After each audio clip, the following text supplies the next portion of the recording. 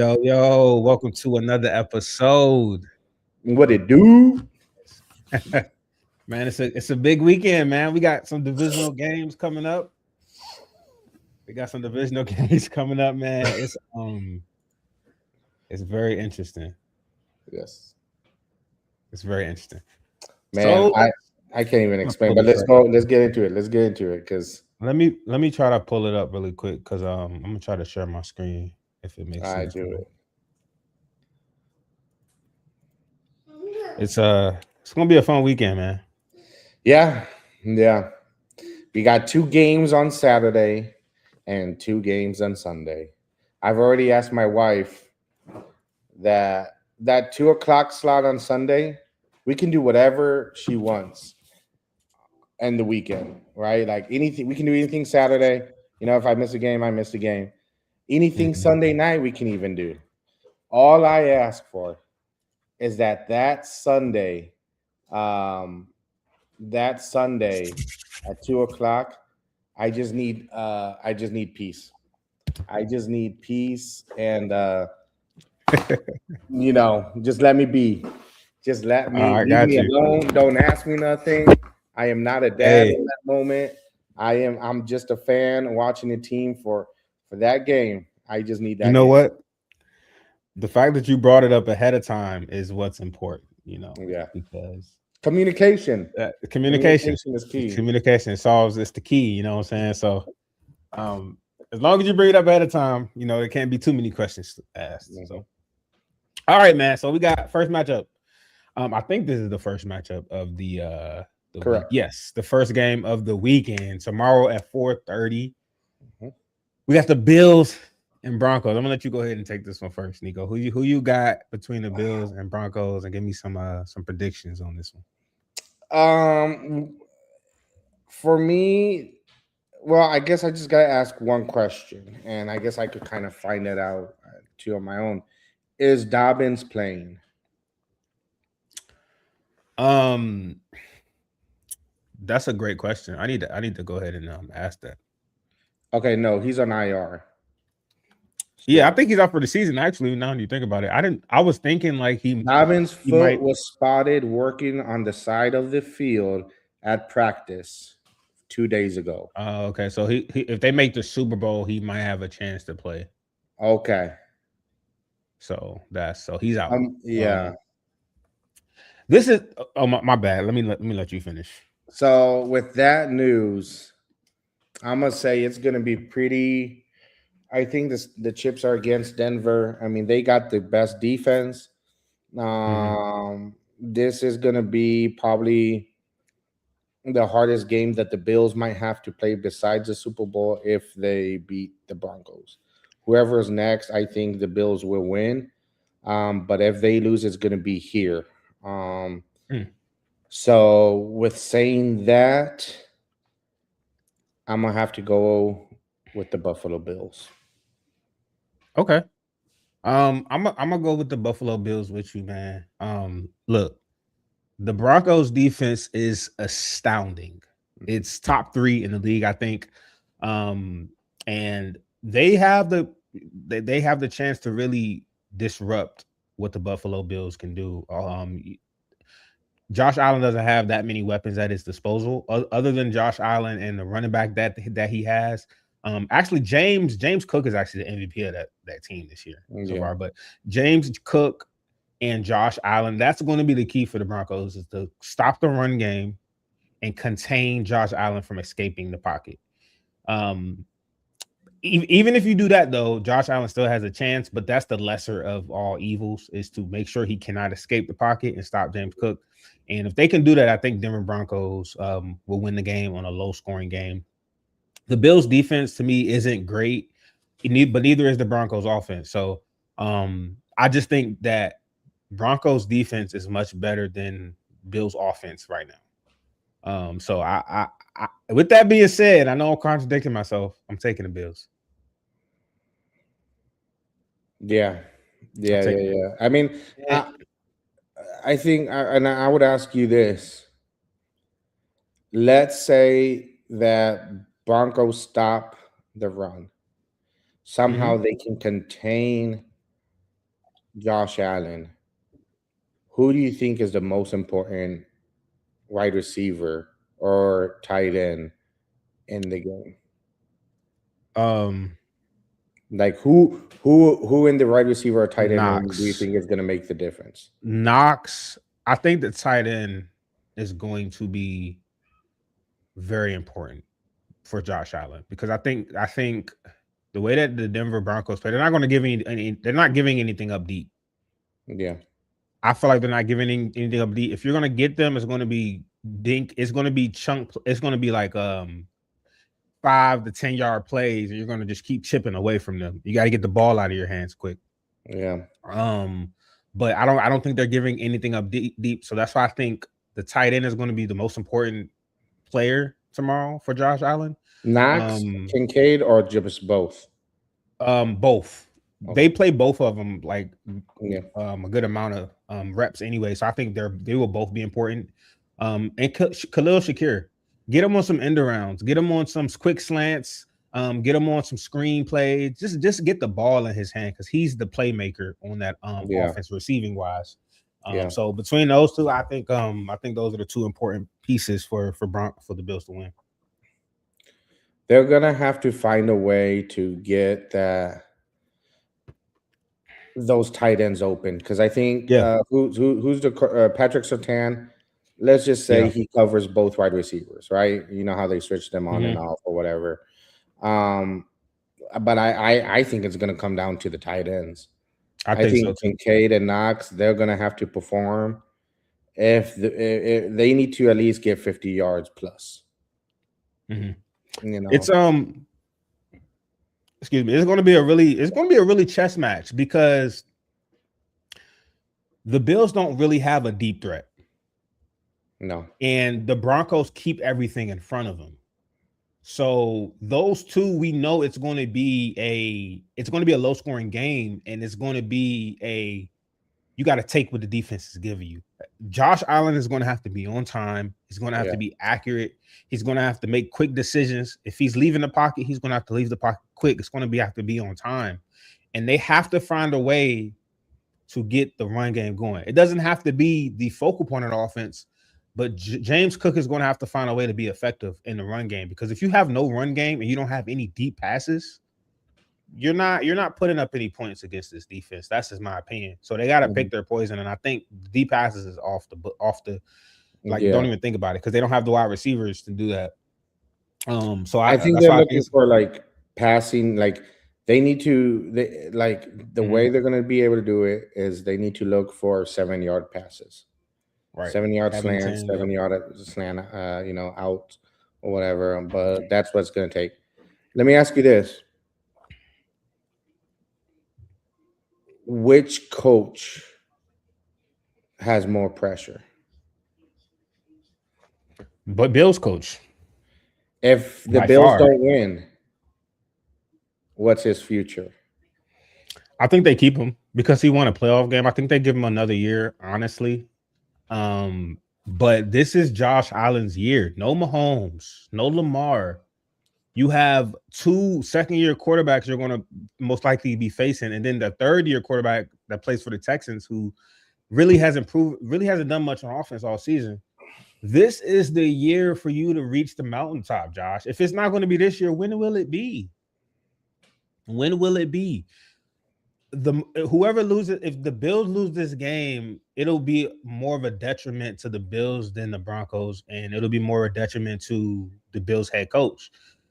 There was questions around the Bills head coach going into the season. I'm not saying that he was on the hot seat, but there was questions like when same with the same reason why they fired the Ravens head coach, because there was questions going into the season like we need to make a Super Bowl, like that's where we need to get to. Yeah. So I don't think he's going to get fired just because they did win a playoff game this season. Mhm. And they do understand Josh Allen's weapons are limited outside of James Cook, right? And the defense isn't really good. Josh Allen's never really played with a top 5 defense like Mahomes has or like the Broncos have right now. So I don't think he's going to be scapegoated into getting fired. But if they don't make the Super Bowl, Would the GM? –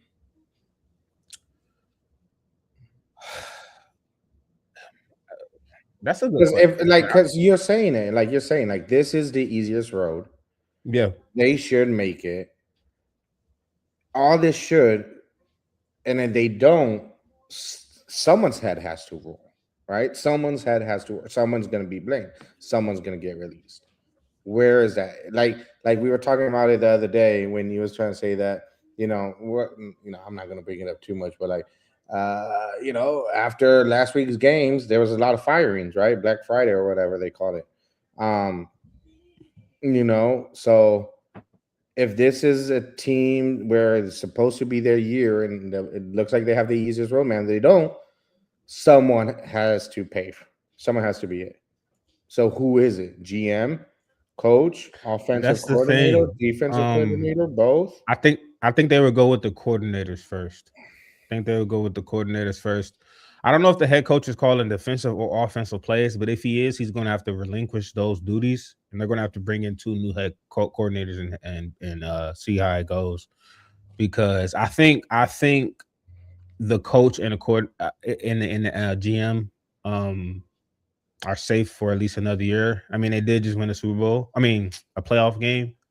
So I think that kind of saves them for now. Okay. One thing I don't know is I don't know who came first or if they came together. The head coach and the GM. A lot of times, if the GM was there before the coach, they'll fire the GM first. But I don't know. I haven't really heard anything about the GM being on the hot seat. I think they keep everybody, and if they lose, I think the coordinators are the first people to think about. Okay. Okay. Mhm. Yeah, man. Let's move on to the next game tomorrow. We got the 49ers Seahawks. This is going to be a good one. Two divisional rounds. This division reminds me of the NFC North last season. This is the NFC West, but it reminds me of the NFC North last season when they had all those good teams. They had the Vikings, the Lions, and the Packers all make the playoffs. This year they had the 49ers, the Seahawks, and the Rams make the playoffs. Um, this is a good game, man.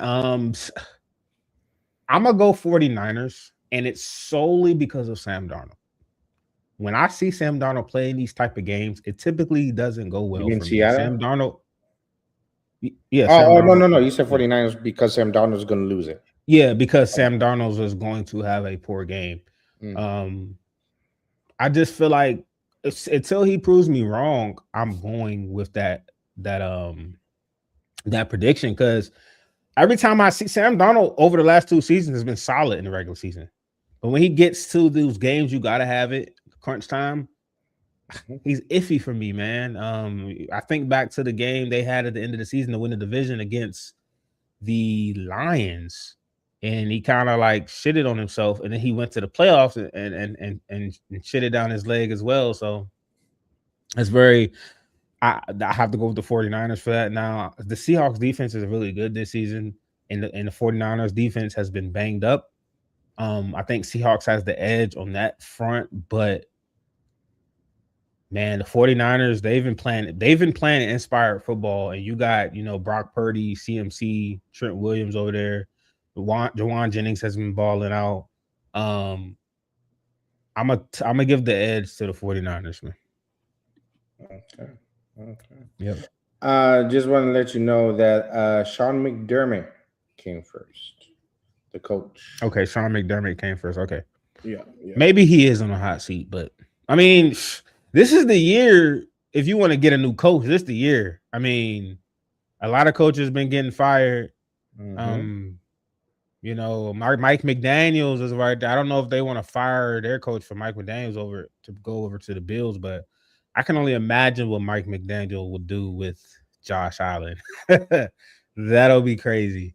But they need weapons though. The Bills just need more weapons, wide receiver wise and defensively. Um, Mm-hmm. so Yeah. Yeah. No, I'm in total agreement. Um, I'm just looking at the injuries yeah. real quick. So let me ask you this. Let me Mm-hmm. ask you this. Um, who do you think has a better game, Brock Purdy or Sam Donald?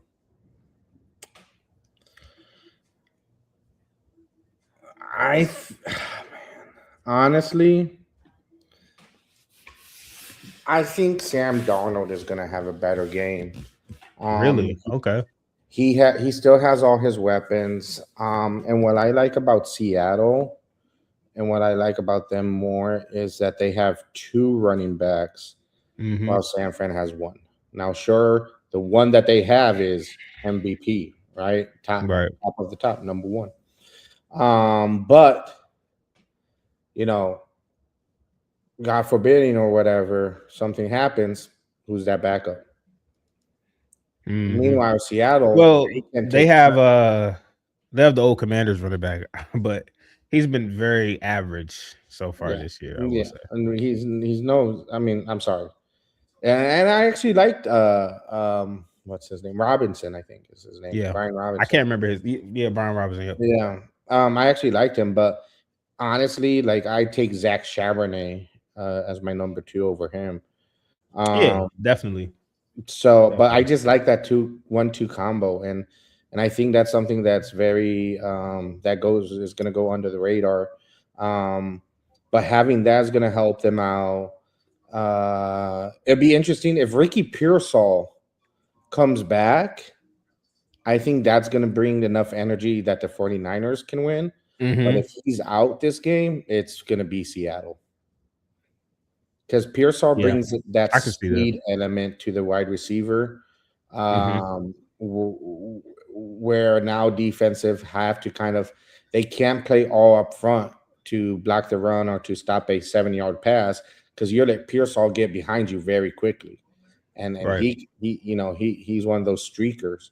But if he doesn't play, especially with Kittle being out, I think it's going to be a wrap. It can still be a close game, but Mm-hmm. Sam Donald has number one wide receiver. He has a great number two. Um, Yeah, sure, they all. he has some weapons. He definitely has some weapons. It's Mhm. just Sam Darnold, man. Like I get it, I gotta see it from him. I have to see it from him when it matters. and I just need to see it. I he just has need a to see it sore one time. oblique. I don't know that he's questionable with a sore oblique, but he's definitely going to play. He definitely has the upper hand. I will say Yeah, that. Like he should be able to win this game, especially how injured they are. The 49ers are on defense. He should be able to take care of business here. But yeah. Do you we said think? the same thing about the Eagles, though. Do you think Salah will come back next year? I think he gets a. I want to say I think he gets a head coaching opportunity because why not? You know, he's a great defensive coordinator, Hmm. so it makes sense. Um, I think he gets hired, bro. I think Hmm. it's hard to tell. I So think he no, deserves to be a head but he's not coach. coming I back. think he does. I think he does. I think so. He's not coming back. I don't think Okay. he's coming back this season. Okay. Because like, look at what he's doing with his fifth and sixth string linebackers he has. I can't even. I don't even know their names. But he's Yeah. literally down to like the fifth and sixth string linebackers, and he has them balling. Like all the injury he has on the D line, like Nick Bosa out. It's another edge they have out. Like, and he's coaching these guys up. So I would have to imagine he gets another shot this offseason. Mhm. If I was a betting man, I'd say he's out of there. But yeah. Um, I think coaching wise, I think the 49ers have the upper hand though. Granted, what's the Seattle Seahawks coach? He's a good coach. He's a really good coach. Yeah. But I think Kyle Shanahan has been in these situations more often, and he kind of knows how to get over that hump. I don't know if the Seattle Seahawks have made a NFC championship yet with him as head coach. Mhm. Um, but he's a really good coach though. But coaching wise, I would have to give the edge to Kyle. So that factors into why I picked the 49ers to win as well. That's fair. I mean, and this is what this and this is something that like I was kind of we were talking about this last time. Um, his last year with the Jets, he went 5-12. But if you It's look the at Jets what he though. did, one, it's the Jets. But Yeah. if you look what he did with that team, the fact that he got 5 wins at all, Right. and then you look at what the Jets did this season, 3-15, right? Like, and if you Yeah. look at those games when he was the coach and he was losing, they lost close games. They Yeah. they They did. weren't blowouts. They like, I mean, maybe one or two here and there, but like most of the time it was a close game. They I was had just that. He looking, had that defense balling, bro. and He will always yeah, have the defense he balling. had the defense. They had an interception when he was a head coach. Uh, Right. Exactly. so I don't know. It's gonna suck to see him leave. Right. The only thing is, I think he needs to be very mindful of where he goes. Yes. Um, because You don't I have to think he, force he it. this is the second chance, and usually if you do bad on the second Listen, chance, I think he more. should go to the Ravens. I think he should go to the Ravens, get that defense back how it's supposed to be. They have weapons over there with Marlon Humphrey and the slot uh the with Marlon Humphrey and I forgot the other all pro DB they got. They got some weapons over there. He can get that defense right and get the Ravens to get they just need one number one wide receiver and they're right back in it, bro. Yeah, They're yeah. right back in the thick of things. Wow, what a great team to Yeah. tie him up to connect him with. Honestly, I was thinking Raiders because for me, I think the Raiders is the best head coaching position you got. Yeah, but I think that's gonna take a couple of years at least. I think the Ravens can win now with the right coach. With the right Do you think they're going to coach. keep their? Well, but we can get into this later because there's not veer too If off. they no, But we can talk later, about it. We can talk about it. do you I think think they're gonna keep Derrick Henry. you think so? I don't is his contract up this season? Yeah, he signed a 2 year, I think. Yeah. I Wow. think they should. They should at least give him another 2 year. Like, bro had a really good season this season, like a really good He season. had a really good season, not fantasy. Not like he had like what 1,500 yards, right? Is Something he? crazy, 1,400 yards. Like he had a really good season, numbers wise, at least I want to say. So, um, Okay, so he signed a 2 year, 30 million extension, keeping him through 2027. So through 2027, he is 33. He is 33. yeah, Um, I would give him another year at least. I think they should give him another 2 years, actually, bro. okay, I mean they do. No, He's like you that. He's this is he's this like that, this bro. upcoming year would be his last year. Oh, okay. So okay. So they don't have to This will do be his anything. last year. 15 million is old. I wouldn't be mad if they gave him like added another year onto that. To be honest, Okay. but yeah, Yeah. I got the 49ers and you got the Seahawks, right? Yes. Yep. Okay. I'm going with the Seahawks. All right, let's go on to the next game. Let's Yes. see here. Texans and the Patriots. I'm gonna let you start this one off. All right. So I'm a Patriots fan that lives here in Houston. So this game right now is very interesting. And I've been looking at it for so long, looking at the who's going to be available, everything. And then I even meditated on it. Put some meditation on, closed my eyes, thought of my happy place like Happy Gilmore, and I just went deep into my gut. And what came out, because I like to pride myself in at least trying to be as real as possible. Mhm. You know me. I've said it in the chat before too, right? Like I can be the delusional fan here and there, but at least right now I try to be the realest fan possible. So Mm, with that being said, I okay. think that this game is going to come down to the kickers, and the difference makers is the offensive line. Unfortunately, I don't see Will Campbell stopping Will Anderson.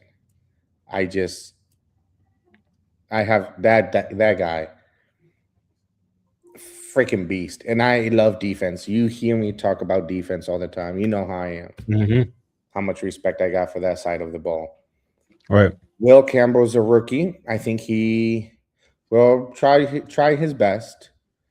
But if you're getting ragdolled and pushed into your quarterback with the Chargers and with a 35-year-old Khalil Mack, a 34-year-old, what's your luck with uh with And there's Will Anderson Jr. and yeah. Daniil Hunter. Hold up. Right. Give me a second. I'll be right Okay. back. But Yeah. yeah, go ahead.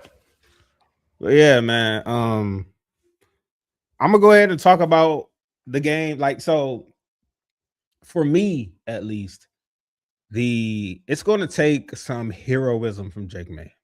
He's gonna have to be on point. He's gonna have to have a classic Jaden Daniels game from last season.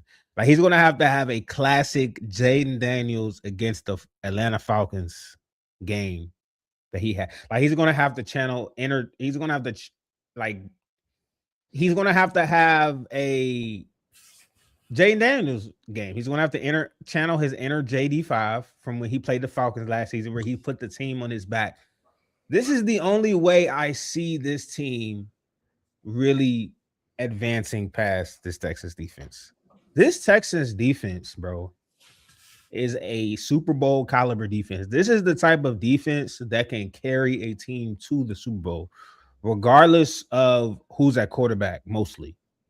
CJ Stroud had an abysmal game last season. Granted, his offensive line didn't play well, but at some point, bro, you got to throw the ball away. Don't fumble it. Like, the way his fumbles were like so avoidable. But the defense, man, they got Kalen Bullock back there on safety, Stingley on one side, then they got Lassiter on the other side, then they got Jalen Petrie, who should have been an All-Pro, by the way, at slot. They got Shaziz, I forgot his name, at linebacker. Shaziz Azire. He be hitting, yes, him. He be hitting folks. They got those two edges, Daniil Hunter, Will Anderson Jr. They just have so much, man. They have so much stuff, and then the dude calling the plays is a Hall of Fame linebacker, and they're coaching them up. And here's the thing about the Texans, besides the defense, because they have the best defense by far in the league this season, right? Their offensive weapons are nothing to scoff at. If CJ Stroud can figure out, okay, granted, Nico Collins isn't playing, right? But if CJ Stroud can just figure out not to give the team the ball, give the other team the ball, and Woody Marks has been hooping. I don't know if you've been paying attention, but Woody Marks has been hooping. The Browns' old running back has been coming in as a solid backup to him. I forgot his name. He's been coming in as solid. The running games has been solid. They got Jalen Higgins at wide receiver. He's been hooping this season too. Granted, the numbers isn't gonna speak to what their performance is, but these guys have made crazy catches. The weak link right now is CJ Stroud. He's the weak link of the team right now, and if he can just find a way to weaker than the offensive line, bro, the offensive line hasn't been that bad. You seen when they had the backup come in there, they won three straight games. What? No one was talking about the offensive line then. No one. The backup came in and was hooping for them. Right. Granted, the offensive line isn't top 10. They're not. I'm not saying they're like really good, but I'm saying they're good enough to like have a better showing than what we've seen from him last week. Because what I saw from CJ Stroud last week was crazy abysmal. Like he was literally panicking behind the offensive line. Like he looked right, he looked left, and he was like pitter-pattering his feet. Like you have to be sure of yourself and make sharp decisions back there in that pocket. And he was not doing that last week. And they still won by damn near 30 points. So if CJ Stroud can figure out a way Yeah, and to, by that the score looks more lopsided than what it was. They gave, I mean, granted, the Steelers' offense is ass too. Their offense is really bad this season. But if CJ Stroud could just be a game manager, I think they win. I think for like the Jalen Patriots to Hurts. win, I think if for the Patriots to win, Drake May is going to have to be MVP. Drake May. He's going to have to be He's going to have to be a like superhero. He's going to have to make all the right I decisions. agree. Yeah. I just feel like you're putting way more the pressure.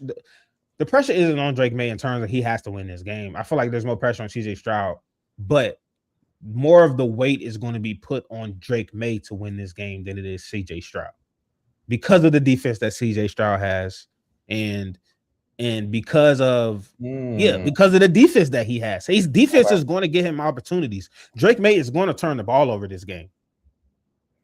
And that's the Yeah. thing. For them to win, he can't be turning the ball over. So that's why I give the game to Texans, because it just feels like the Texans are going to win it. But yeah, man, shout out to Drake May though. I'm not trying to sit on the Patriots. They had a really nice season.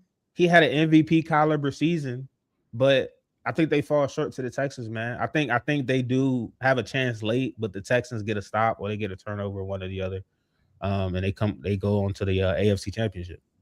Let me ask you this: if we win, Mm-hmm. what's the story? What? If we win this game, Drake is May. the excuse of all they have an easy schedule, all of this No, noise, go out. because because he's playing the number one defense in the league this season by far. If you guys win, in my mind, it's off of the back of Drake May making heroic plays, and he has his like real like coming out party where it's like, okay, this dude's for real. But Is the team for real? Because so far, a lot of people yes, the have team is been saying like, oh, they got an easy schedule, all this stuff. But if we win, I don't want to hear that. yeah. Listen, if you guys beat them, is you can't pull that card anymore because he's literally playing the number one defense in the country. Okay. Now, granted, it's a NFL football game. There's things that happen. Anything can happen. You got Drake May can have a bad. It's possible that Drake May can have a bad game and you guys still win somehow. That is very much possible, right? All right. But in all like the most likelihood of the situation that I think is going to occur is that if you guys win, it's going to be on the back of Drake May. That's what I think because of the defense he's going up against.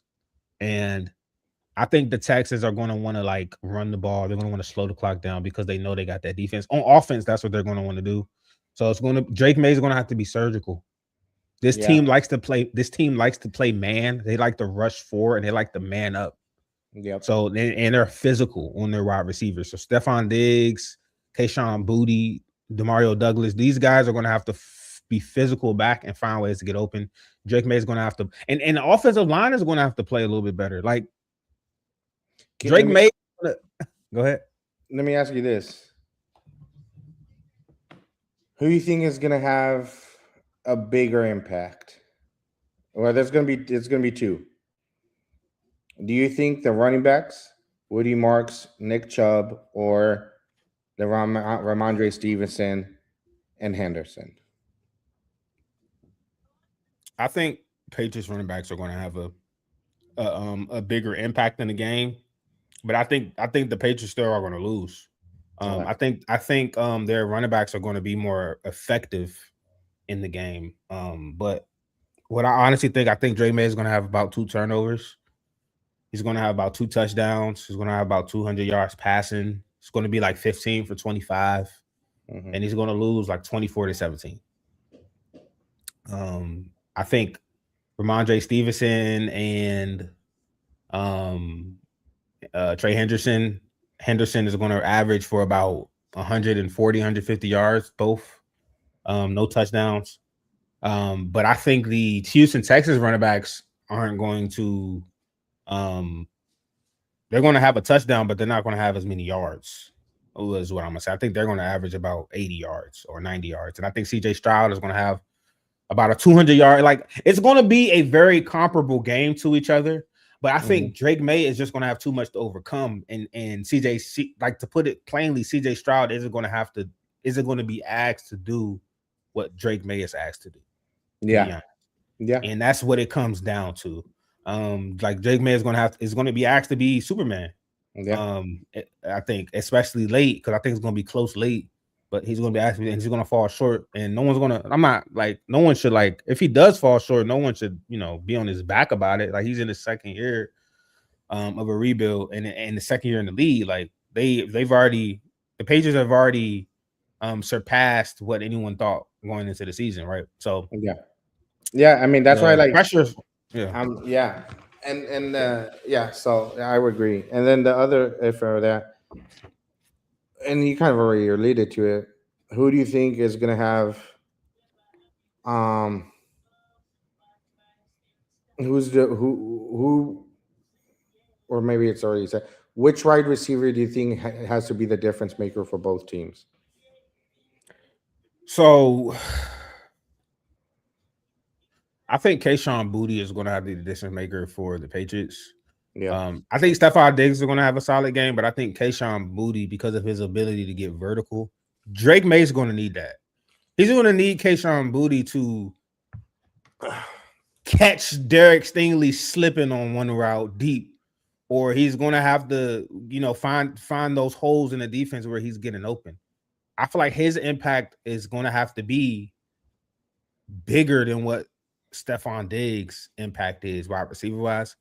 And for the Texans, I know they got Jaden Higgins. They also have Christian Kirk. Christian Kirk is the one being guarded by Gonzo. But I think the tight ends more than anything is going to have to figure out a way to be effective in this game as well, just like the Bills kind of.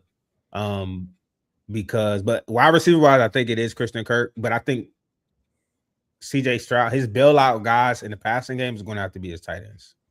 Yeah. To be honest, for me, but again, yeah. I mean, and all of that. Yeah. I don't know why, but every time I replay this in my head, I mean, first of all, I love both coaches. D'Amico Ryan's defensive guy, right? It's going to be a defensive. Both of these coaches are super defensive. Man. They're so similar, man. So similar. So this is going to be. They both played linebacker in the same era. They were both linebackers in the same era. Isn't that crazy? Yeah, that's the crazy part. Like imagine that you guys used to play against each other, and now you're going to be coaching against each other. And mark my words, bro. Man, it's crazy. I love my words. It's gonna be, but it's gonna come down to field goals. I think it's gonna come down to whoever can make the 45-yard field goals. That is a factor as well. And I think the Houston Texans have that because our guy's a rookie, unfortunately. But he's a good player. He's good. He's from Miami. His first year playing in the cold like this. I'm gonna say this, man. The X factor player, regardless of either team, is CJ Stroud. It all depends on what CJ Stroud shows up. It really does, bro. Because if if you're saying he has all the pressure, though, yes, he does. It's not Drake May because no, CJ Stroud doesn't have to go up against the number one defense. See, there's a difference between pressure and or is it because he doesn't have to go up against the number one defense? He should. Yes, that's exactly the issue. Okay. There's a difference between pressure and expectation. Okay.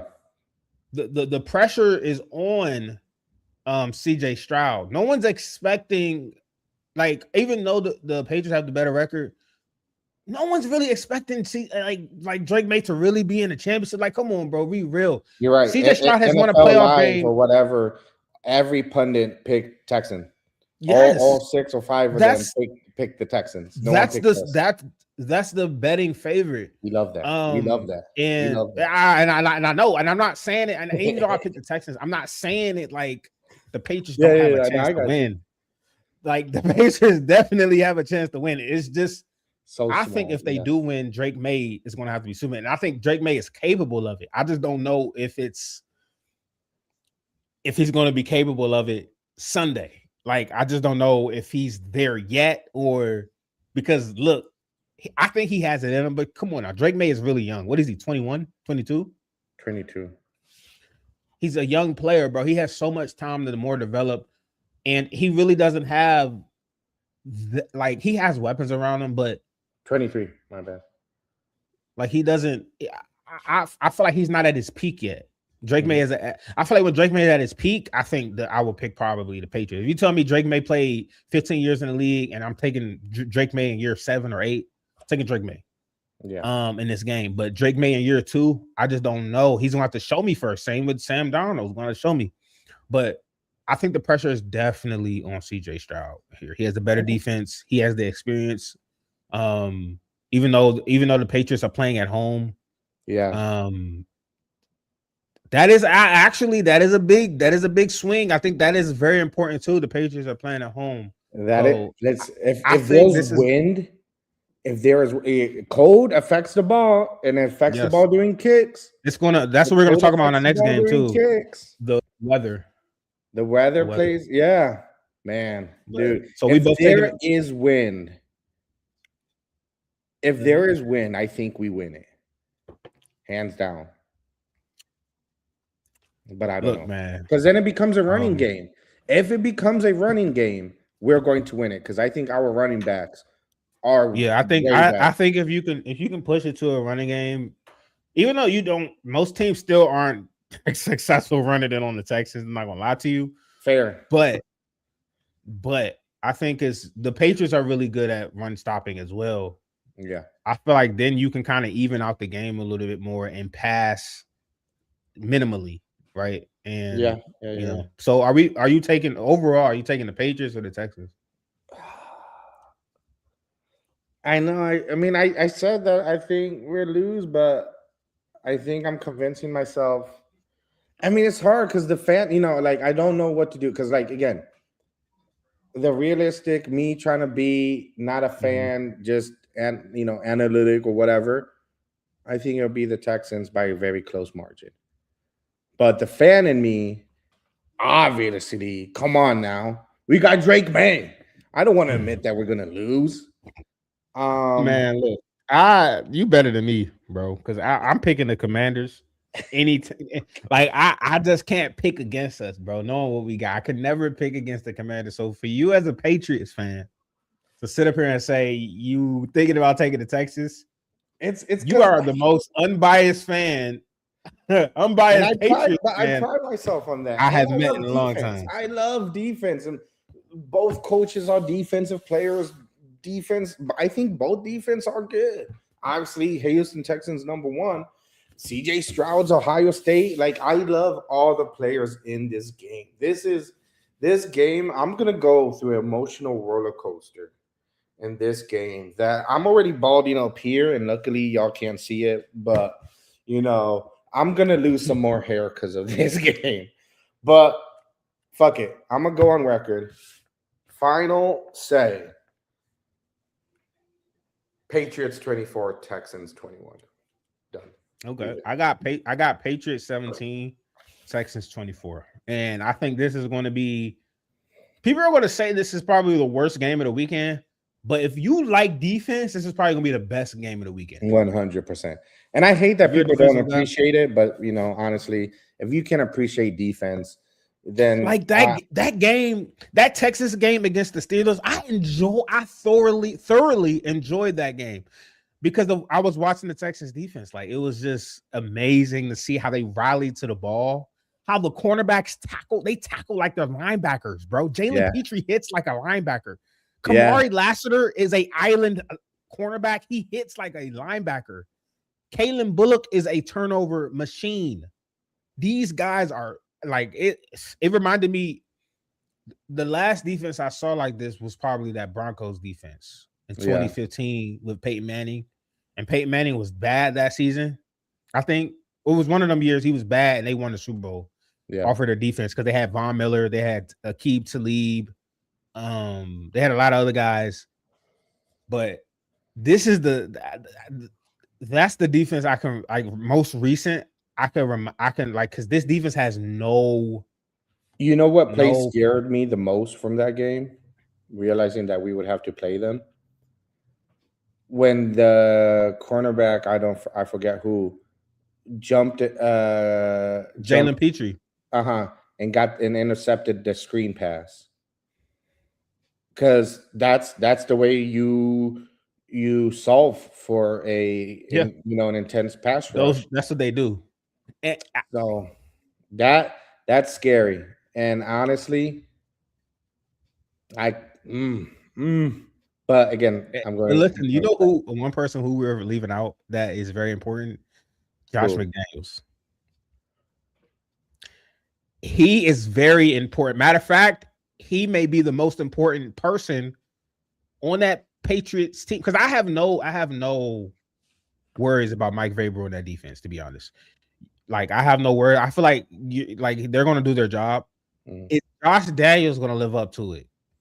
Because if Drake May has a bad game, okay, he has a bad game, but did Josh McDaniels do enough? Did you think Josh McDaniels did enough play calling wise? Like that is going to be a thing of like that's going to be a real thing. Did Josh McDaniels make the right decisions? And did he put Drake May in position to succeed? So it's going to be a big game on Josh I like McDaniels that. for I like sure. that element. That's another element. Yeah. Yeah. All right. You cut out. You cut out. We can't hear you.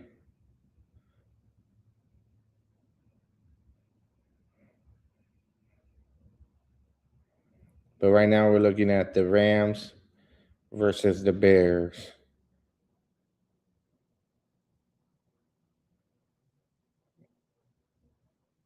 No, I can't hear you. There we go. Okay. I'm assuming he had to restart, but oh, I don't know. This game is like it's already been stressing me out, y'all. This game has already been stressing me out, and it hasn't even been played yet. But honestly, I just, again, if you've been watching that show, I I thought we were gonna go 9-8. So the fact that we're 15-3 and then in the second round of the playoffs, incredible job. Um, we got money to play with during the off season. Um, but again, I think we can. We got to believe. It's going to be such a great showdown if you love defense, if you love hard hitting football, because these are two teams that are not afraid to go at it. The defenses are healthy. I think Milton Williams getting that sack at the end did a lot for his boost, for his confidence. So we're gonna see. We're gonna see. And I'm just really excited about all of that. So we'll see. We'll see. I mean, I'm glad that Christian Gonzalez is coming back. He cleared concussion protocol, so he will be back. He will be covering. Um, he will be playing and all of that. So we really got a healthy team for the most part. Um, yeah, and people have been asking me, "What do you think? What do you think?" I'm like, man, offensive line and kickers. I mean, I don't know. We'll see. We'll see. And also the history behind it, because usually a lot of the times the Texan Patriots games have generally always been close. It's one of those games that the two teams always show out. It's always an intense battle. Um, I remember. Yo, can you hear me? Yeah, yeah. Man, my mic messing up again, bro. All No, you right, good. all right. My bad. What was we talking about? The upcoming game. That's We're right. about to go to Rams versus the Bears. I was just freestyling, Okay. talking about how Houston Texans and Patriots games have always been tough, but we can move on to Rams versus the Okay. Bears. I can start this one off Go for rip. it. Yeah. If it was a regular weather, I would probably take the Rams by like 21. Because it's gonna be super cold, I probably got the Rams by like 7. I think it's gonna be a lot lower scoring game than people realize. I think it's gonna be like 16 and like 10 type game. A lot of field goals. It's gonna be super cold. Um, which gives them Bears favor. I think that's why they're gonna be able to like kind of slow the game down and get those defensive stops. I'm taking the Rams 16-10. And then another defensive battle. Sunday is going to be a very defensive teams cold. Yeah. So Yeah. yeah, what'd you think? Man, this game right here, I would agree with you. I think it's gonna.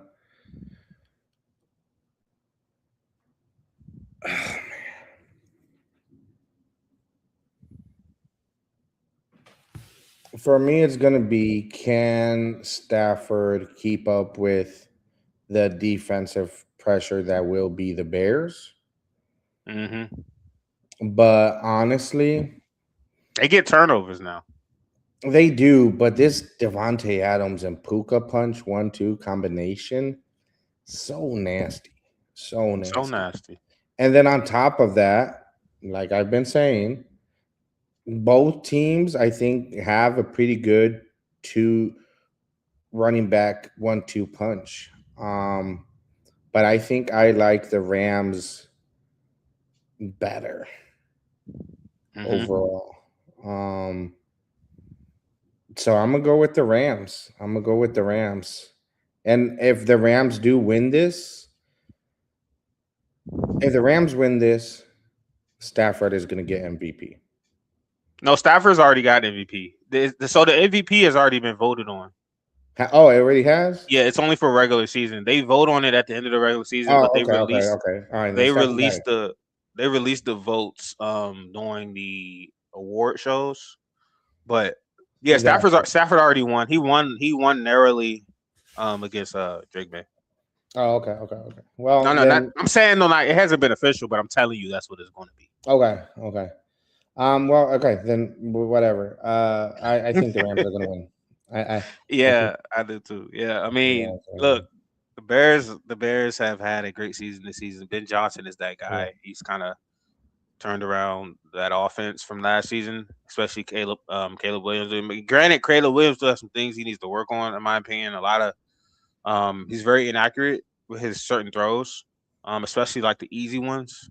He still has that like superhero yeah, still has that superhero complex, but I think give him some time, he's going to realize that hey, I don't have to throw the ball. I don't have to get a touchdown on this play. Like I don't have to win the game on this play. I yeah, just need to take what the defense is giving me, make it set my feet, make an accurate throw, and keep it pushing. But I think Ben Johnson. I was very skeptical of Ben Johnson coming there because I thought Ben Johnson was he is a hard nosed type coach. He don't really play around mhm, with type of shit. He runs a tight system, and Caleb Williams he doesn't really fit into a system. He is the system. Like he kind of just he's like a Madden player, bro. You run around, you make people miss, you throw the ball to a dude streaking 50 yards down the line. Like that's who he is. He plays like a joystick, right? That's who Caleb Williams is. So I was very skeptical. I didn't know it was going to fit, but I think they both sat down with each other and was like, they both compromised. Caleb yeah, Williams decided, like, hey, maybe I do need to just, you know, go along with what the offense is, what the defense is giving me, and go through my progressions and be more systematic and stick to what how the offense is supposed to be played. And I think Ben Johnson and his son, he's calling more plays where um Caleb Williams can be comfortable, where he can go make plays, which he probably didn't do for Jared Goff, right? So mhm, I think it's ended up being a very very great situation and great relationship between the two, and I think they had a good season, but they're going to lose to the Rams. to be honest. For me, I think the Bears need to keep this game close. Yeah, If this game gets more than 2 touchdowns away, even though they made that comeback with the Packers, that shit was then crazy. that's not happening again. So they can't allow that. If the game is close in the fourth, honestly, I do think it's going to benefit the Bears. And I know Yeah, it who is. It Stafford is. is. Trust me, I'm not forgetting who Stafford is, Mr. Fourth Quarter, but But they are at the Bears. they're and that's who they've been this season. Yeah. They've won a lot of comeback games. Honestly, their season reminds me a lot of the Commanders' seasons last season. Where now granted they were winning, they both were winning close game. Like Commanders won a lot of close games last season, last drive season. So has the Chicago Bears, but Yeah. the difference was Jaden Daniels was carrying us. This team, it's been something every time they come back, it's been somebody different. Like DeAndre Swift has a big run on the last drive to win the game. Caleb Williams makes a great throw. The defense gets a good stop. The kicker makes it's always been like they've been winning as a team in these close games. So that's the difference I would have between the two. But they do, like, the 2024 Commanders and the 2025 Bears have very similar seasons. But like I agree with you. If it is close, this team always finds a way to win these close games and come back and figure it out. So Yeah. that's the scary thing. If I it's a feel like one-score game, that's when Caleb Williams and Ben Johnson just lock in. yeah, because Caleb each Williams is other. comfortable. Yeah. Caleb Williams can go play hero ball. Yeah. He can just let loose and go play hero ball. That's when he's at his best. When you try to put him in a system and try to, like, hey man, just run the team, make the easy throws, make the throws that the defense is getting. He overthinks it. He wants to get chunk plays. He wants to score on every drive, and he's getting to a point where. You know who Caleb reminds me of just a little bit, and I don't know. It just reminds me. It doesn't mean I'm right. He reminds me a little bit of young Aaron Rodgers. I need to go say that. Okay. I need to go say that. That's I need to go say that. He does kind of have that Aaron Rodgers-esque. No. That's a very good comparison in my opinion. A lot of people I feel like are going to disagree with you on that. Yeah. Because they feel like Aaron Rodgers is a miles and away better than Caleb Williams. But people forget Aaron Rodgers sat for how long before he got his chance? Like, Caleb Williams is ahead of the curve for Aaron Rodgers, if you're being honest. Mm-hmm. Like, he could really have any of these quarterbacks from 2024 can really come out next season and be like the best player in the league. Yeah. Right? Caleb Williams can continue to progress and really have an MVP season. Right? And I agree with that comparison because they both have those off timing throws. They both have those throws where it's like, what the hell was that? Talented mobile quarterback. Now he's faster than Aaron Rodgers, but Aaron Rodgers I feel like he's more cerebral. He's smart. He's a smarter quarterback. And that's not a knock on Caleb because Caleb can get to that point. Yeah. Again, Aaron Rodgers didn't start off. It's that PA rollout. The play action rollout. Yep.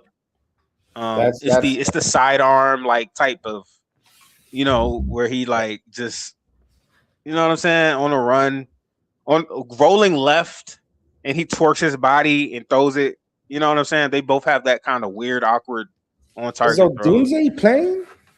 Am I just? I don't know. I don't know if Odunze is playing, to be honest. But they have weapons. They don't need Odunze. Honestly, Odunze will help, but they don't. They have Colston Loveland, questionable, Cole Kmet, Luther Burden, DJ Moore, Olamide Zaki. Like, they have weapons, though. So that's the thing about the Bears. They're scary, and they have a 2 running back tandem. They have a solid O line. So I'm still taking the Rams. I'll take the Rams. I'm taking the Rams. 16-10, man. 16-10? 16-10. Or 17-10. That's a low scoring. I'm gonna go 17-10. I think this one's gonna crack the 30s. On a cold Sunday? Yeah. Wow. Okay. I mean, Stafford, Detroit. He's Stafford, yeah. Stafford's gonna be good. He's used to the cold. What about the wide receivers? I feel like Puka Devontae Adams, Green Bay. Devontae Adams is Green Bay. Okay, they play outside the code. Puka's just a fucking beast. Yeah, I he's don't just a think beast. it I don't. Yeah, facts. Facts. I don't think the code is going to does bother not Puka. matter. He's a monster. Yeah. Yeah, it's okay. I guess we different on that one. Yeah. Yeah. So But I think it'll be up there. But okay. Man, I'm just so excited. And honestly, it's refreshing to have a new set of teams. yeah, except And the I Bills. love the fact that 3 of these teams have really young quarterbacks because Yeah. with Aaron Rodgers possible retiring, even though I really think he's going to retire, this is the new age. This is the new set. So Yeah. I think we're starting to No, see four of these teams. The Texans, CJ Stroud is still young. True. CJ Stroud is still young. Brock Purdy is like getting Brock to the Purdy's middle young. part. Brock Purdy is young too. People forget that, but Yeah. he is still young. There's only one old QB to be honest with you, and that's Matthew Stafford. Yeah. Because what Darnold's in middle. Darnold's I think is 28, 29. So is Yeah. Josh Allen. I think he's like 28, 29. Middle. Mm-hmm. So Matthew Stafford is the only one in his like late 30s. Yeah. He only has like a year or two left. Him. This might be a last one for Matthew. Yeah. So this is his only chance. I think that's why they're going to give him the MVP. Honest, like all that shit weighs into it. It does, and that's stupid. But I mean, he did have the most. Like, don't start with me. Don't. But listen, hear me out. Hear me out. Don't Linda hear listen me out. to me. Don't start with me. Can you hear me out real quick? Listen. Go ahead. And tell me if I'm wrong. Okay. When you think about a quarterback being MVP, more times than not, the yards and the touchdown passes thrown are factored in heavily. Those are like 1 and 2 when you think about why a quarterback should be MVP. How many passing touchdowns did he throw, and how many yards did he have? That weighs on the committee who picks the quarterback, and that's why I think it's going to be Matthew Stafford. Granted, Drake May's completion percentage, Drake May's down the field pass, all that stuff is good for Drake May too. But he also has a very solid run game, and that's what I've been trying to tell you. He has a very efficient run game. No. Yes, he does, bro. But so do the Rams. They score rushing touchdowns in the red zone. When it gets to the red zone, they score rushing touchdowns. But so do the Rams. No, they don't. The Rams rely on Matthew Stafford to pass in the red zone. So what you're saying is Drake May gave up touchdowns. No. I'm not saying you're that. Making a case for Drake May. No, I'm not. I'm saying because he's saying, look, no. Let me feed it. Let me feed it. I could run it in for a touchdown. Listen, this is what I'm saying. My running backs. I'm saying when it gets to the red zone, the Rams cannot run the ball in the red zone. I'm saying they rely on Matthew Stafford to make plays on offense in the red zone when they're not in the red zone, because when it gets third and short, they cannot run the ball effectively. They rely on Matthew Stafford to make plays effectively. Drake May, on the other hand, when it's third and short, they can rely on a Ramondre Stevenson to get a touchdown or get a first down. When it's second and short, they can rely on the running game. That's what I'm saying. It's different with the Rams. Is all I'm saying. And I think all that factors in. I'm not saying that Drake May doesn't have a case. Drake May is going to be runner-up this season. But if I'm being honest with you, bro, and I try to be honest with you. I try to be honest. It's Matthew Stafford is going to win. So I'm just trying to prepare you for it when it happens. Like Drake May made it interesting when it was like 3-2 game, like the 4-3-2 games left in the season. When Drake May made it interesting, but to sit here and tell you that numbers don't matter, I'm lying. We're lying to ourselves. Okay, most valuable means that the team relies on you. But that's not how they vote on what most. That's what me and you think what most valuable is, but that's not how the committee decides who the MVP is and in the NFL. Okay, I get that's going to be the quarterback. I understand that. I understand that most valuable would never be another position, which is why they should change it or whatever. But most valuable person on that team is Puka Nacua. Most valuable person in our team is Drake May. Like, you see, like the only reason why they did what they did is because they had Devontae Adams or Puka. Hold on, no. I'll let you talk. Let me get my thing out. When they scored, it was either to Devontae Adams or Puka Nacua. Most of the time, it was Devontae Adams in the end zone. If they did not have Devontae Adams, Stafford doesn't get those touchdown numbers. You see it in the completion. The completion percentage, it is what it is, because most of the time he's chucking the ball. Anyone can chuck it. Jameis Winston can chuck it. Imagine Jameis Winston was on that team. All he had to do, let me chuck it. Mr. 30 interceptions. Baker Mayfield. But listen, you're comparing 30 interceptions to 8. Come on, like that's not a comparison, bro. This is all I'm saying. Who was Devontae Adams playing with last season? Who was Darren Rodgers? No. Wait. Yeah, he was playing with this. No, because Darren Rodgers was with the Steelers last season too, right? No, he was with the Jets. He was with the Jets. With Devontae Adams. And who was Devontae Adams before that? The Raiders. Right? Raiders. How come he comes back to the Rams and he's getting all these touchdowns? Because of who? Because they have Puka Nacua. Cornerbacks. The defense. So wait. Puka or Devontae Adams? What about when Matthew Stafford when he didn't have Puka or Devontae Adams? He was still hooping. But he wasn't putting up these numbers. Yes, he was. He wasn't in an MVP conversation. Yes, he was. No, he wasn't. It's just that Mahomes was just miles better than everybody else. They gave it to Mahomes. Okay, so he wasn't in the conversation. Or they gave it to Lamar. He was, but no, bro. I'm not gonna let you sit here and tell me that Matthew Stafford hasn't been a top 7, top 6 QB over the last 5 years. He has consistently been. Saying that. I'm not saying he's not. He has consistently been top 7, top 6. MVP, bro. He's leading the league in touchdowns, yards. He has 2 awesome he has 2 top 5 wide receivers this year. Okay. Let me give you this. Let me give you this analogy.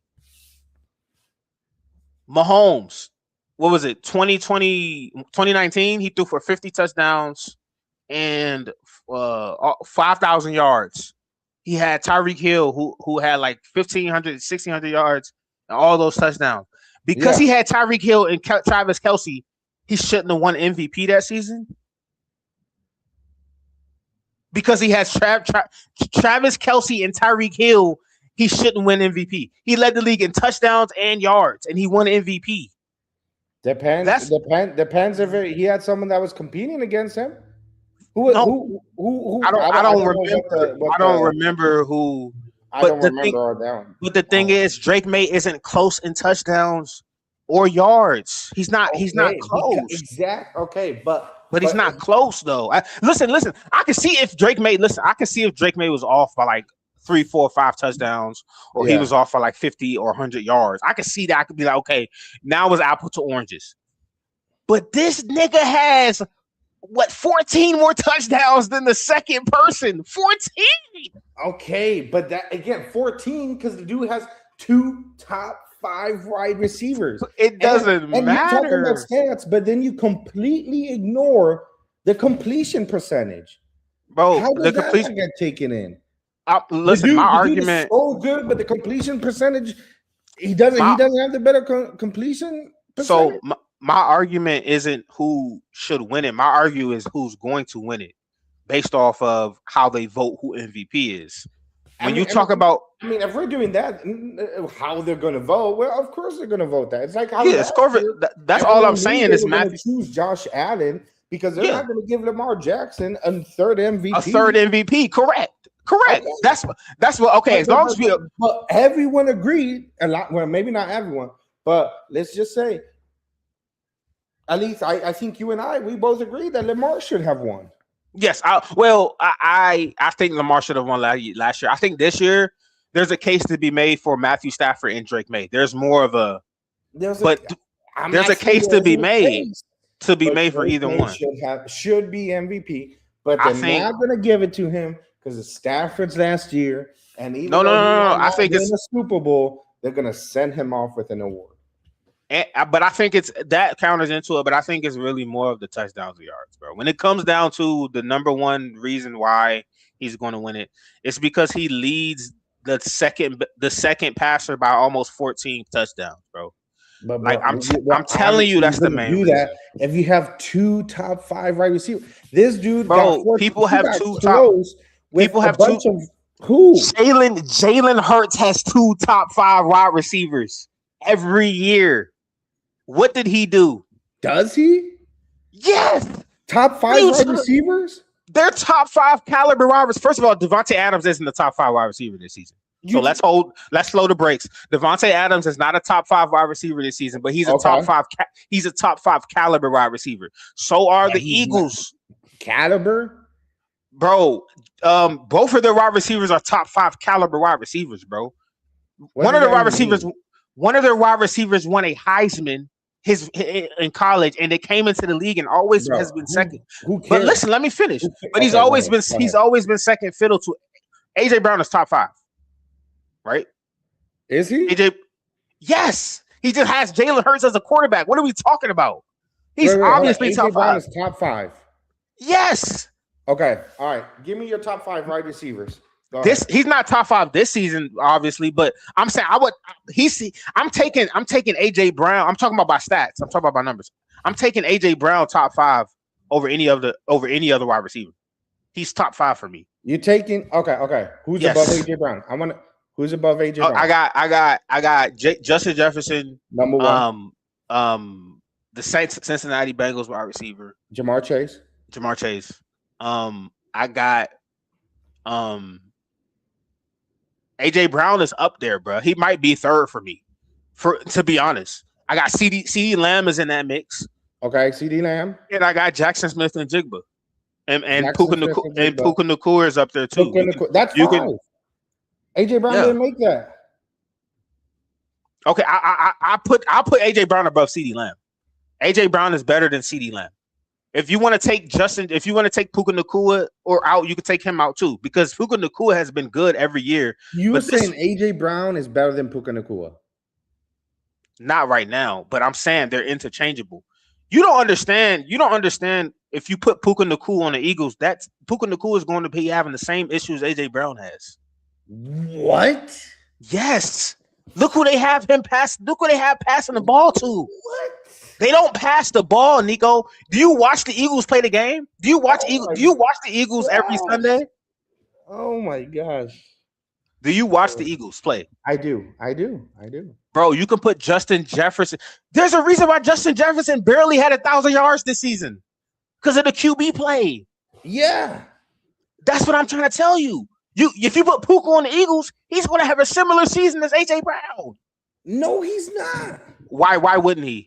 Bro, you tell me you don't think Jalen Hurts would throw darts to Puka Nacua? But why isn't he throw it? He just has to throw it. So why isn't he throwing darts to AJ Brown? So why is it throw it?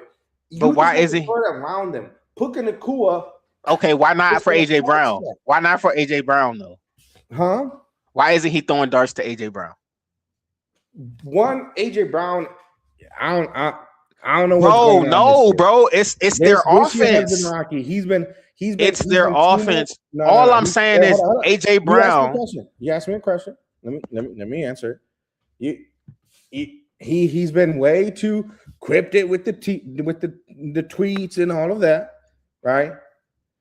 I haven't seen him reading a book on the sideline. Maybe he didn't take his book to the sideline. Maybe he's been reading it too much.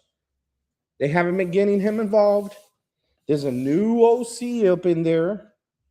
There's many factors that play into that.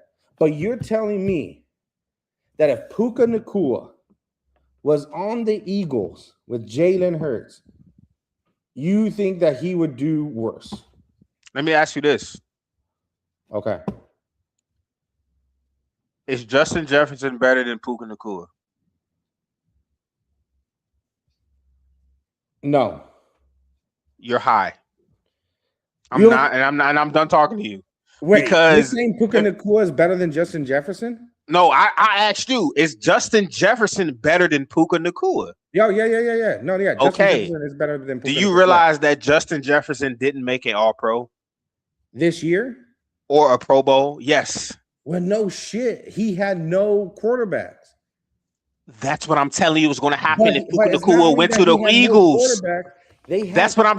like literally they had no quarterback. That's what I'm telling They you. had If no Puka Nacua, offensive line. listen, There was listen. multiple problems with that team.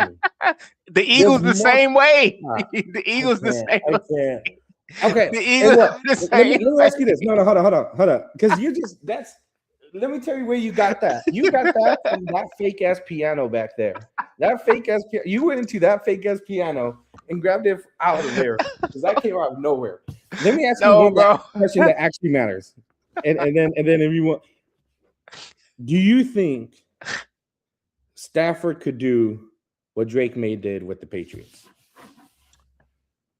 Yes. Yes, I do. And I'm gonna tell you this because the Patriots are very balanced. Like, who has the better defense? The Patriots have the significant better defense. Now I do think Drake May is a better fit for their offense. He's a much better fit for their offense. Okay. But I think they will still win games with Matthew Stafford. What do you tell me? Are you asking me if does Matthew Stafford will Matthew Stafford be better than what Drake May is doing in that offense? No, he won't. Because that offense is tailored for Drake May. The Rams offense is tailored for Matthew Stafford. No, well, because what are you asking McDaniels could tailor it. Josh McDaniels, great offensive coordinator, knows how to create plays for the quarterbacks. With the wide receiver, with all the weapons that they have, could Matthew Stafford take the Patriots to a 15-3 season? With the roster that they have constructed now, right and now. the way that they play offense, no. Right now. No. Yeah. Okay. But that's the thing. You're leaving out so many. Many things. Could Drake May do what Matthew Stafford did with the Rams? With the way that they call that offense, no. 100.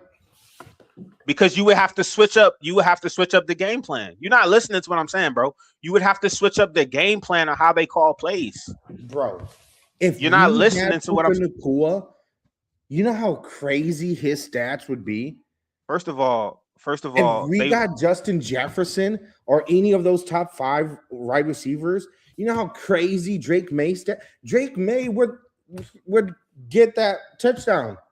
He would get 50. Bro, you're not. Are you going to Stephon Diggs, Kayshon Boutte, Pup Douglas, and I know it sounds like I'm dogging these people, but I mean you're asking me to compare them to Puka Nacua. Bro, what are we talking about? I'm not asking you to compare them to Puka Nacua. I'm asking you to compare schemes. You're leaving out the biggest point I'm talking about. Those offenses are tailored for those specific QBs. If you brought in a Matthew Stafford, they would have went out and got a number 1 wide receiver this offseason. They would have went out and got a George Pickens. They didn't need to do that for Drake May. That's not what they needed to do. Yes, it is. It's the reason. Not this season. Yeah, they didn't know what they had in Drake May yet. But no one wanted to come here. No one wanted to come to the Patriots. They tried to give Brandon Ayuk. We tried to get a whole bunch of Brandon Ayuk isn't top. We were trying to get. Did you try to get George Pickens? Metcalf. Yes. Are any of those players? So there was reports they tried to bring in George Pickens. None of those players you named were top 5 caliber. George Pickens is his top 5 caliber wide receiver. What? You're high. You don't watch. Bro. So you're telling me that George Pickens isn't top 5 caliber? Is a top 5. He's top 5 caliber. You had CeeDee Lamb over Pickens. What are we talking about? You're not listening to what I'm saying. I said caliber. Do you know what top 5 caliber? That means they're interchangeable. You can make a case that he's top 5, is what I'm saying. Listen to George Pickens' numbers. He's 3rd in receiving yards this season, 8th in receptions, 9th in touchdowns, 7th in yards per reception with 15. Those are those are interchangeable numbers. You can make a case for him. Bro, those are not top 5. You're saying top 5 willy-nilly. I said caliber. 10. I said top 5 caliber. So when I put caliber, listen. Means potential. He could potentially be there. Yes, that's what I'm saying. You're tripping. You're tripping. Nakua is. It's not a Puka Nakua is potentially a top 5. Puka Nakua is the top 5. He is a top 5 this year. Last season he was. No, he wasn't. Don't lie. No, he was not. No, it was AJ Brown, CeeDee Lamb, Jamar Jefferson, Jamar Chase, and Lions in the Lions wide receiver. It wasn't Puka Nakua. Puka Nakua did not have the numbers last season. Don't do that. Puka Nakua has the numbers this season. Okay, all right. It was Amon-Ra St. Brown. But it switches every year. And guess what? Guess what that's gonna do? That's gonna move Pickens lower. I don't know why we're even talking about Pickens like he's up there. I'm not. So this is the thing.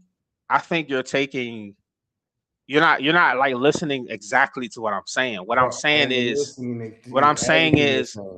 when you bring up the totality of what Matthew Stafford had played this season, and the totality of what Drake May played this season, Matthew Stafford has done more on offense than what Drake May has done on offense. He has. He's produced more. Matthew Stafford has produced more on offense than what Drake May has done on offense. Watched him play. Regardless, he was just who's he's listen. Just chucked it.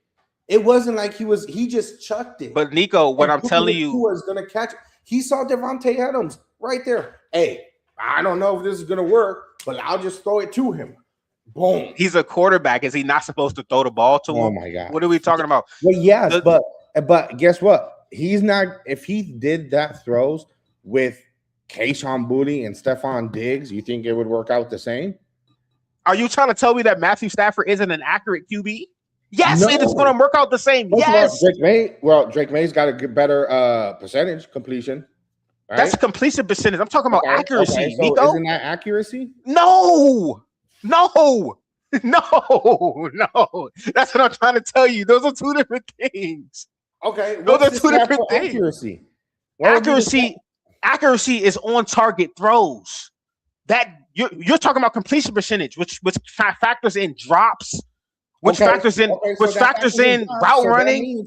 That means that the wide receiver needs to be good enough to catch. And if you Puka Nakua and a Devontae Adams, they're gonna catch that ball more likely than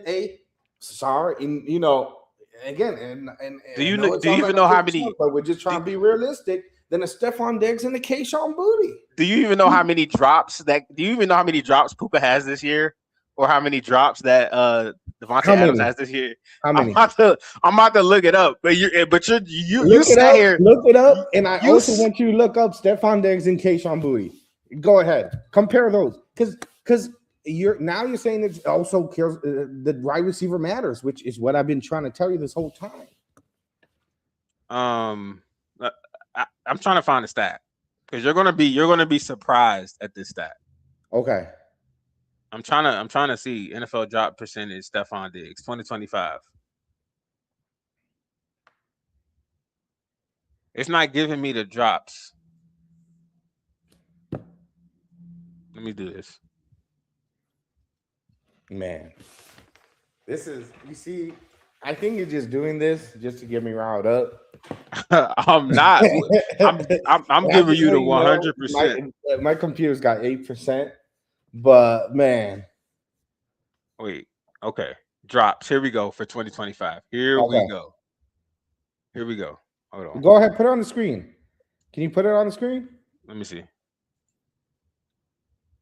Let me do this. It's a good idea.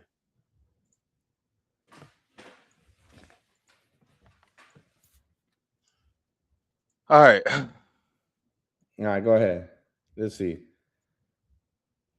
Add the screen. All right. All right. Stephon. I'm doing it. So Stephon Diggs isn't even on this list. Devontae Adams has 5 drops this season, bro. Stephon Diggs has less than 5 drops. He's not even on this list. Let's go. Puka. Wait, Puka's not on the list. Puka's not on this list. So it only goes past 5 drops. But oh wait, hold already on. I saw Booty. I saw Keyshawn Booty. Where you see Keyshawn Booty at? Was he? It's Kendrick Bourne. Keyshawn Booty isn't on this list, bro. Yeah, Keyshawn Booty. None of wide receivers. None of the Patriots wide receivers on this list because they're schemed up by Josh McDaniels. They're streaking across the field open. What does that even mean? That's all I'm saying. Listen, but it means I have a good team, and it's very underrated. Keyshawn Booty is a very underrated wide receiver. Is what I'm trying to tell you, bro. And I don't understand why you're trying to downplay your offensive weapons like they ass. That's why I was saying it sounds like I am when I'm not. But if you look, that's what it sounds like, bro. So you're taking who you taking? If you got obviously you got 2 picks for wide receiver, and these are the 4 wide receivers: Keyshawn Booty, Stephon Diggs, Puka Nacua, Devontae Adams. You got 2 picks. Go. But let me ask you this: does that mean that because Matthew Stafford has 2 good wide receivers, does that mean he shouldn't be MVP? I would say that should take into consideration of why those numbers are inflated. Just saying. No, because you have to factor in the other numbers as well. Like I said, accuracy, turnovers. Okay, where's yards? Look up accuracy. Show me that one. Because accuracy completion is not or completion percentage. It's not. Okay, so what is accuracy or completion percentage? Yeah, let's do that. What's the accuracy stat? Because I mean, I guess completion, which fucking I always thought meant accuracy. That's what I said, bro. You got to factor in everything. Let's see who's the more accurate QB. It might be Drake May, but let's see. If it's Drake May, quarterbacks have their highest completion. This is completion percentage. That's different from accuracy. That's how they measure that. No, accuracy is a real stat from Pro Football Focus. Bro, don't even get people started on Pro Football. All the players hate it. So don't even. Oh my gosh. Oh, you see what you're doing? You're being a weird nerd asshole. That's what you're being. You're being a nerdy asshole. No, I'm not, bro. You know that accuracy is different from completion percentage. Bro, no, I did not. Because listen. You can throw the ball for the guy to catch it. And then but what if he drops it? What if he drops it? And say, well, in order for the guy to catch it, the wide receiver has to not drop it or be good. Okay, well then. What if Matthew Stafford throws an accurate pass and Devontae Adams drops it? He drops a touchdown pass. That's on Matthew Stafford. That's an accurate pass, but his completion percentage goes down. That's the point I'm trying to make for you. Okay, if he throws an accurate pass, Devontae Adams drops it. His completion percentage is lower. Okay. But if he's such a good quarterback, that shouldn't be a problem because he should land it in the basket. Right? What if he does land it in the basket and it's still dropped? Okay, so if that's the case, then you're telling me that Stephon Diggs and Keyshawn Booty are better than Devontae Adams. Is that what you're telling me right now? No, I'm not saying that. That has never came out of my mouth. I would never say that's that. Literally that's what you're saying because they're not on that drop list, so they don't drop balls. You know, Keyshawn Booty doesn't. Devontae Adams because he's a bum. Keyshawn Booty has 0 drops so far in this postseason. He's not even on the regular season list. Man, Keyshawn Booty, fucking top 5 wide receiver clocking. Keyshawn Booty, what year is Keyshawn Booty in? I think he's like I think this is his 3rd year, maybe. Right, he's in his 3rd season, bro. Let him grow, man. He could get to a top 5 QB wide receiver. I doubt it. What did you just say? I said I doubt it. But Okay. he's a good wide receiver, bro. Dude's 23 years old. He's 23. Like, come on, bro. You compare him to how old is Puka Nacua? 26, 24. Like, Okay, 1 year. 1 year difference. You trying to sit here and act like no. Puka Nacua is way better than Keyshawn Boutte. That's not the argument I'm making. He's better. He's a better wide receiver than Keyshawn Boutte. I'm not making the argument is Puka Nacua is better than Keyshawn Boutte. The argument I'm making is that you cannot fault a quarterback for having good wide receivers. You just can't. You can't. That's not a real stat. But how can you not? Like, if you have because Matthew Stafford is all good, and you're gonna say, "Oh man, the dude did really good." Where the dude had really good. Like, for instance, when Tom Brady had Gronkowski, right? The dude had a lot of touchdowns because he had Gronkowski. No, because Gronkowski had Tom Brady. Tom Brady is the GOAT. Both. No, who's the GOAT? Tom Brady's the GOAT. The GOAT, yeah, he's the GOAT because guess what? He's won without Gronkowski. Tom Brady was still going to be Tom Brady was still going to be Tom Brady without Gronkowski. Is again like no. The wide receivers matter. The wide Listen, at the end of the day. What's this? What are you showing me now? What are you trying to show me now? This is I'm gonna take this off the screen because this don't matter anymore. At the end of the day, Nico. At the end of the day, I guess Keyshawn Boutte, top 5 wide receiver. At the end of the day, you have your point and it's valid. Yeah. Okay. I have my point and it's valid. But the thing is, like in the terms I'm saying is, you have your point that Drake May has a case for MVP. I have my point that Matthew Stafford has a case for MVP, and they're both valid, right? Yeah. But what I'm telling you is the way that the NFL works is that they're going to give Matthew Stafford. But that's not what we're debating. But it's because I'm telling you on what it should be. No. See, that's where we fall apart because I thought we were debating why Matthew Stafford is going to win, not why he should. It's fine. But that's what we're debating because you think Matthew Stafford's going to win. You think the number one reason why Matthew Stafford is going to win is because he's an older quarterback and he's on his way out of the league. That is not why. I think he's going to win it because he had Puka Nacua and Davante Adams on the same team. But no, you got to get more specific. And he's a very good quarterback that has a strong arm. So why hasn't Joe Burrow ever won an MVP, bro? He had two really good wide receivers. He can't make it through a season. He's made it through the season before. When he went to the Super Bowl, why didn't he win MVP? Because that's what I'm trying to tell you, bro. Listen, he did win it that year. Oh yeah, was it Lamar Jackson? Listen. At the end of the day, Matthew Stafford's going to win MVP because of his touchdown and his yards total. But those numbers are inflated. But it's okay. But those are the two number one reasons why he's going to win MVP. And that's fine. But you can't inflate it. There's no such thing as inflated numbers, bro. There is if you have two top. That's hater talk. That's hater talk. Let's do top six. That's hater talk, Nico. Huh? That's hater talk, Nico. That's not hater talk, bro. You're saying it's inflated because he has good players. Yeah, that's when you have that's hater talk. And all you Patrick Mahomes had great players.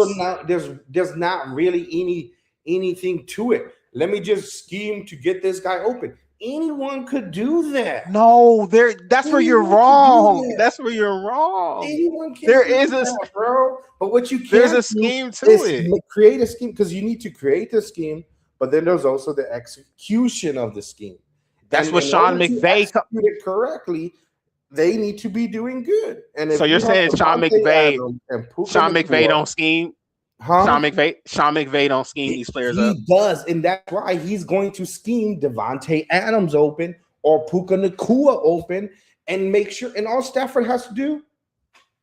No, Matthew Stafford is throwing back shoulder. He's throwing back shoulders. He's throwing back shoulders to Puka. Because that's the scheme. He just. Do you understand what a back shoulder pass is? He's not. No, you know bro. what Matthew Stafford is not doing? Having the offensive line break down. He has to do some scramble shit, and then, bro, what are we talking about? You tried to look up accuracy, and that shit did not exist. I mean, I like how we just gave up on that search and never found it. First of all, don't think you'll slide with that. Accuracy is different, but everyone knows accuracy. You keep saying that, but you haven't pulled anything up. All right, let me pull it up then.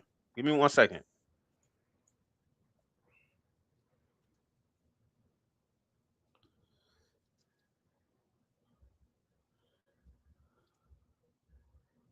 (2025) NFL QB accuracy metrics, advanced QB stats. Let's see if these have it.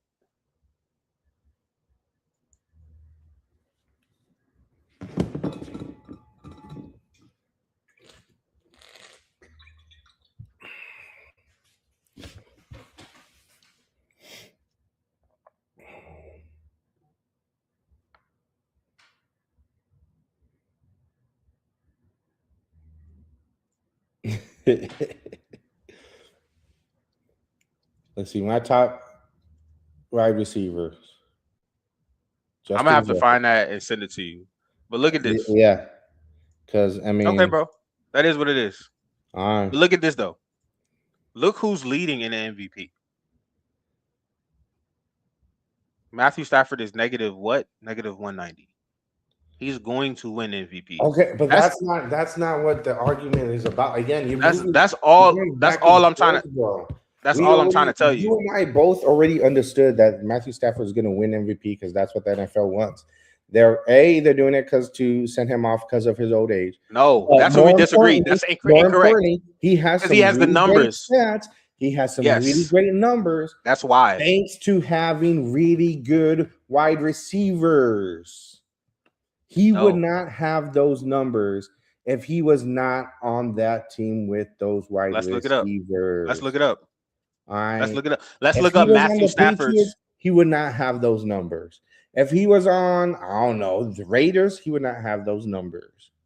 No, you're not going to diminish what Matthew Stafford numbers is over his career. Anyways, let's go back. Over his career. Nope. Let's go back. You see, now you're changing. Let's go back. Trying to make it Detroit. Listen. Detroit 2011. He had 5,000 yards, 41 touchdowns, and 16 interceptions. He had He had one receiver though. It's only one. Megatron. He had one receiver though. No. Who else did he have? Titus Young. Titus Young was the top 5 wide receiver? Hell no. Get the hell out of here. Titus Young was a top 5 wide receiver? No. I'm not saying he's a top 5 wide receiver. Okay, so what are we talking about? He was a receiver that demanded respect. Titus Young wasn't even top 15. Oh, come on. What are we talking about? What are we talking about? What are we discussing? Okay, let's not even counter in. We don't even got to counter. You know what number? I want you to tell me what was his stats when he had Amon-Ra St. Brown. What year was Amon-Ra? Was that 2019, 2020? He played 8 games and 16 games. He had 4,000 yards, 26 touchdowns, and 10 interceptions. That looks eerily similar to what Drake May has this year. Wow. That looks eerily similar to what Drake May had this year. And he wasn't even an MVP candidate that season. It wasn't even an MVP candidate. Interesting. And he had eerily similar stats to Drake May. Interesting. He has similar stats to Drake May. 2021. He had Cooper Kupp. But what has Cooper Kupp done since 2021, Nico? When he had who? Matthew Stafford. When he had Matthew Stafford. What has Cooper Kupp done? Did Cooper Kupp not get the Triple Crown that year? But who was his quarterback? Matthew Stafford. But what has he done after Matthew Stafford, Nico? Nothing. Exactly. Nada. And Matthew Stafford didn't do anything until Cooper showed up. You're tripping because I just told you he had a 5,000-yard touchdown season with the Lions in 202011. So you can't say that. Okay, when he had you can't say that. You're not about to know. You're not about the top wide receiver. You're proving my point.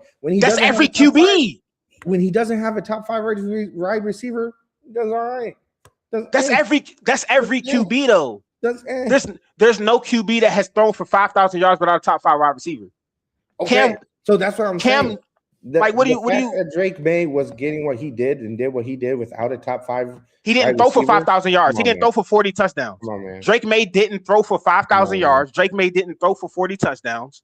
Drake May's numbers. He doesn't have a top 5 wide receiver. If he gets a top 5, I hope we get a top 5 wide receiver. I'm not saying that he won't. Gets a top 5 receiver, this dude could go for 5,000 yards easily. He probably could. But guess what? He doesn't, and that's why he's not going to win MVP. And he got a better record because his numbers don't show it. But his numbers, he won one more game than the Rams. He won one. So when you factor in, when you factor in 45,000, when you factor in 4,400 yards, over 40 touchdowns, a 12-4 record, a 12-5 record,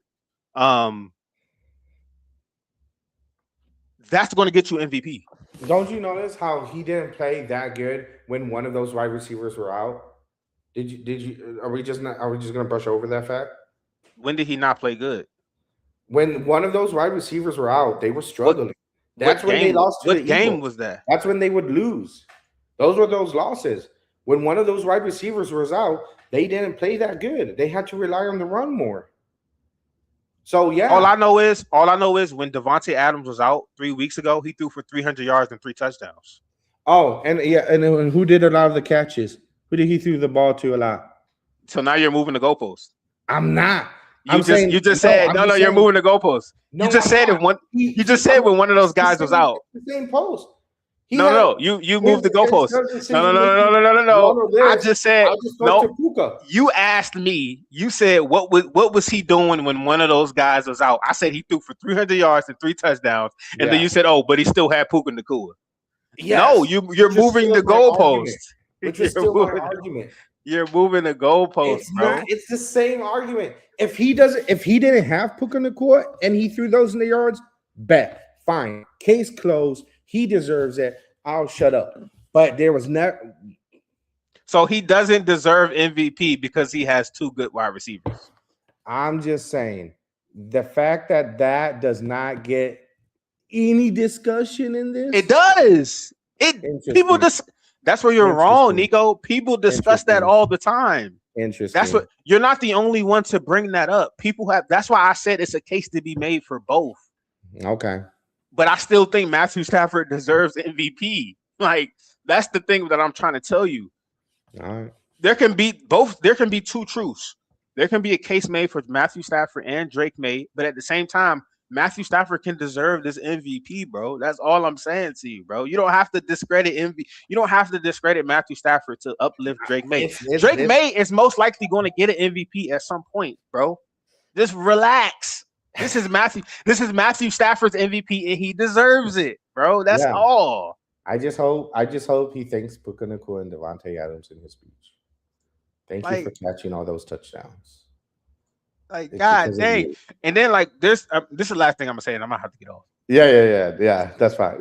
people like to bring up, oh, look at all his 1-yard touchdown passes. Like it's easy to throw the ball from the 1-yard line in the red zone. Like it's easy to throw throw red zone touchdown passes from the 1-yard line. That's the crazy thing. Do you not understand that if they were confident in their running game, they would just run the ball, but they understand that they're not confident in their running game. So Matthew Stafford has to be the one to pass at the 1-yard line because he has to.